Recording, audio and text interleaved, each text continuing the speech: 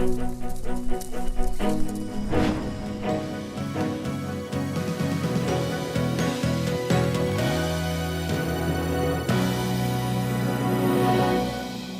leading off with the Pay Equity Act, the Act to establish pay equity. Circle July 1, 2018 on your calendars because this is when this act becomes effective. I'm going to do a brief run through. We could really spend a couple of hours talking about this act, so in my allotted time I'll just going to walk you through that and go over the salient points for employers here. This act was signed into law passed last year. The Massachusetts legislature is also known as the Full Employment Commission for employment lawyers in the state. They keep churning out many employment law, many leave laws, and equity laws. So here, let's walk through this. This is a Massachusetts statute. So we have already on the books, you have the Federal Equal Pay Act. We have the Massachusetts Equal Pay Act, which this is really superseding. It becomes effective July 1, 2018, as I said. That may seem far away, but there's a lot that employers could and should be doing between now and July 1, 2018 to get yourselves in compliance and to present yourself with a defense to any claims, and I will get into that. It applies to all Massachusetts employers. So the stated purpose of the act is to ensure, promote pay equality between genders. So this is a gender statute to equalize compensation between females and males. And it has a lot more provisions, a lot more teeth to it than the current Massachusetts law that's been on the books. So here's the general overview that I'll be walking through in more specifics. The goal is to prevent discrimination in compensation based on gender. Massachusetts, we already have an Equal Pay Act. The new statute clarifies what constitutes discriminatory pay practices and imposes several new rules and restrictions on employers, specifically during the hiring process, in terms of what kind of information you can request for compensation history, and there's some significant restrictions that we'll be going through. The existing law does not define comparable work. So the guiding principle overall is that there should be an equality of pay between genders for quote-unquote comparable work. The Equal Pay Act in Massachusetts that's on the books does not define comparable work. This act will. The existing law only provides for seniority as a basis for varying compensation. The new act provides for 6 justifications for variable pay between genders. The act restricts what employers can ask about applicants' pay history, particularly during the hiring process. The act makes it unlawful to prohibit employees from discussing wages, which is also, that's not as groundbreaking as someone may think, because under federal law, under the NLRA, the National Labor Relations Board has been very aggressive in protecting, under Section 7, employees' rights to discuss compensation amongst employees. Importantly, and we'll get to this later, the new act provides an affirmative defense to any claims under the statute for employers who have conducted a pay audit. And so you have until July 1, 2018 to get that in order. The act raises a lot of questions about how to comply, the meaning of the act, specifically how to conduct that pay audit. As of right now, the Attorney General's office, which has been charged with issuing regulations, has not issued any regulations yet. There's been no guidance yet from the Attorney General's office on the act. There's been no regulations. So we're waiting for that to fill in some, and presumably that'll fill in some of the blanks and some of the color of the act. So here's the basic prohibition of the act. An employer shall not discriminate in any way on the basis of gender in the payment of wages, or pay any person in its employ a salary or wage rate less than rates paid to its employees of a different gender, so it's tied to gender, for comparable work. So the two key words in that prohibition are what are wages and what is comparable work. If you have a situation where the act provides that if you have a situation where there is a differential between genders, employers are prohibited from reducing the higher paid, presumably male, to create gender equality, to create pay equality between the genders. So wages, one of the first two phrases. The term wages is to be defined broadly to include all forms of remuneration for employment. So when you look at that, what are wages? You're looking at hourly wages, you're looking at salaries, you're looking at bonuses, commissions, health insurance, and other fringe benefits. So a broad spectrum of compensatory compensation benefits will all get wrapped up into the definition of wages, which will be the metric by which any comparison between a male and a female's compensation will be made. Comparable work. I said the current statute in Massachusetts does not define comparable work. The new act defines comparable work as work that requires substantially similar skill, effort, responsibility, performed under similar conditions. So it's comparable work as work that requires substantially similar skill, effort, responsibility, performed under similar working conditions. Now the statute does, within its text, recognize that there could be reasonable pay differences for shift differentials. So if you have a female working a day shift, comparing her compensation to a male working an overnight night shift, the law does recognize that you can have a reasonable difference for pay if you're paying the night shift people. That's typically a position that gets a premium pay to work those hours. So something like that, as well as you can account for physical surroundings and hazards facing employees. A job title, a job description alone shall not define comparability. And the statute is built around, the definition of comparable work is built around work that's, quote, substantially similar. Substantially similar is not a defined term in the Act.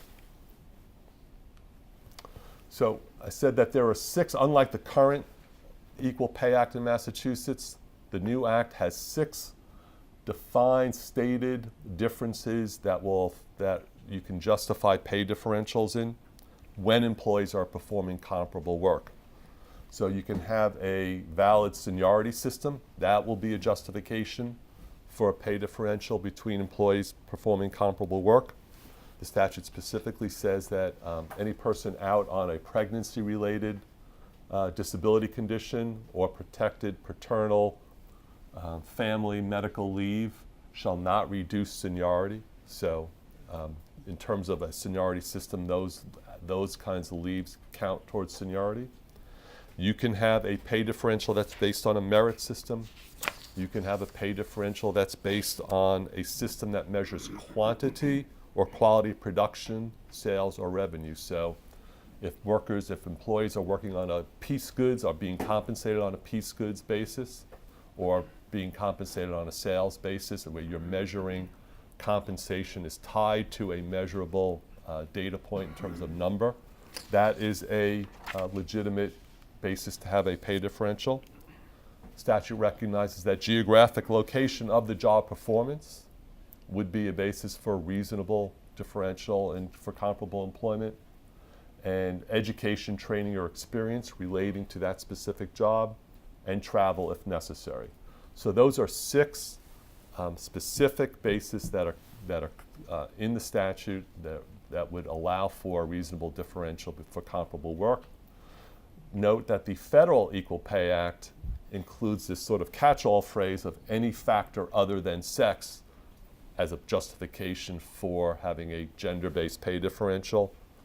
Massachusetts Act does not include that umbrella. So in Massachusetts, you're going to be tied to, if there is a pay differential between genders for comparable work, you're either going to have to be under one of those 6 enumerated justifications, or you're going to be you'll likely be in violation of the act. This statute, unlike discrimination statutes, does not have intent as a requirement. So in other words, an employee who feels that brings a case that she's being not comparably paid for similar work will not have to prove an intent to discriminate on the basis of the employer. In doing your analysis, basically 3 steps to look at: are the jobs comparable under the definitions in the Act? Is there pay equality between men and women? And if there's a pay differential, is it justified by one of the 6 exceptions? So all you employers, you HR people, as of July 1, 2018, you should be going through that analysis if you have pay differential between a female and a male.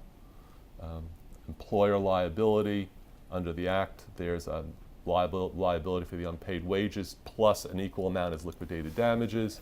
I'm going to move through some of the litigation issues because I'm running out of time, to get to the assessment tool that will provide a defense. But an agreement by an employee to work for less than a comparable wage shall not be a defense. Similar to the Wage Act, if anyone's familiar with the Wage Act, you can't have a contract that avoids the Wage Act liability.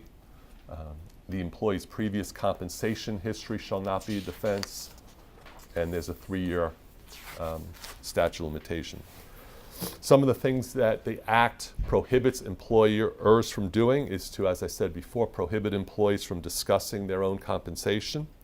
So check your company handbooks, make sure you don't have any provisions in there, either under confidentiality or anyone else that would state or would be reasonably construed to chill employees' rights to discuss compensation, their own or others. You cannot, during the hiring process, seek the compensation history of a candidate. You cannot require that a prospective employee's compensation history meet certain criteria. So this is, I talk to clients who are to do the hiring. There's a lot of questions about, how do we approach under this Act? How will we be able to approach compensation history and suitability for a position based on compensation history? And as of right now, pending regulations or guidance, you basically cannot, unless the employee, the prospective candidate, has voluntarily disclosed his or her own compensation history. Then the employer is permitted to confirm it. And you may confirm prior compensation after an offer of employment has been negotiated and made to a prospect. So basically, in other words, you can't make a hiring decision, you can't make an offer of employment with compensation based on employees' prior compensation history unless it's been voluntarily disclosed. So here's an important point for all employers between now and July 1, 2018. The statute provides a safe harbor, complete affirmative defense to any claims under the Act for employers who have, within the previous 3 years, conducted a pay equality self-evaluation. And what that means is, to be under that, you have to, the employers are encouraged to do a complete audit of their pay practices, identify whether there are any disparities in compensation, in pay between women, between genders, and take reasonable steps to remedy that on their own. If you've done that and can demonstrate that, you will have, as an employer, a complete affirmative defense to any claims under the Act. Now, to have a complete defense must be done in good faith.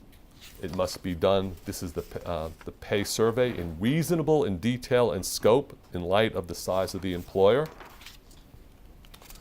And if the employer cannot demonstrate that, if an employee who undertakes such an evaluation but is unable to demonstrate that it was reasonable in detail and scope, you will have a partial defense, not a complete defense. And under those circumstances, an employer may still be liable for single damages, but will not be liable for the double damages, for the liquidated damages.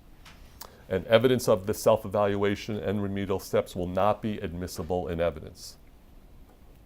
We encourage, and not just feathering our own bed, but I've been to Attorney General's, Office of the Attorney General's presentations on the statute.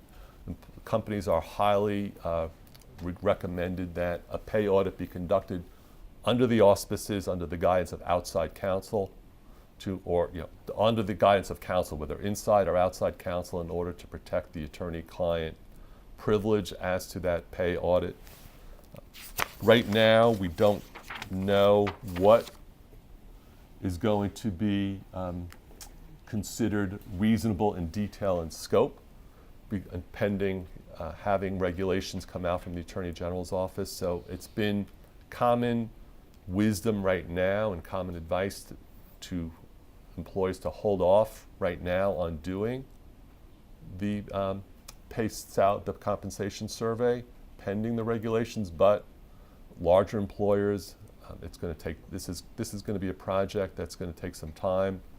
You know, we're still 14, 15 months out, and we'll be, we're obviously watching for the regulations and to get some detail and some meat on the bones around what is going to be a reasonably detailed pay equity survey in order to provide employees the affirmative defense. So you should have that on your radar. We'll be sending out alerts, but it's something to be mindful of, and we hope that the Attorney General's office will be issuing regulations soon. I'm not aware that they've set any date, but by which they will come out, but they will be, and we'll be monitoring it.